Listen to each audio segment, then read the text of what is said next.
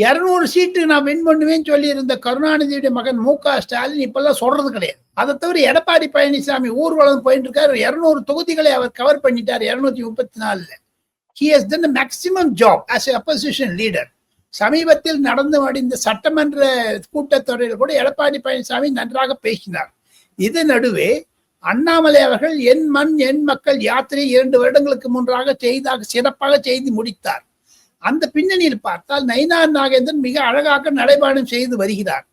தமிழகத்தில் பல புது கட்சிகள் வர ஆரம்பித்து விட்டது. சீமான் போன்றவர்களும் விடுதலை சிறுத்தை போன்றவர்களும் தங்களுடைய பாக்கெட்ஸ் 5-10 தொகுதிகளில் இருக்கக்கூடிய ஒரு வீரியத்தை காண்பிக்க ஆசைப்படுகிறார்கள். விடுதலை சிறுத்தை கட்சி ஒரு 20 சீட்டு தான் they can be a deciding factor, not all through 224.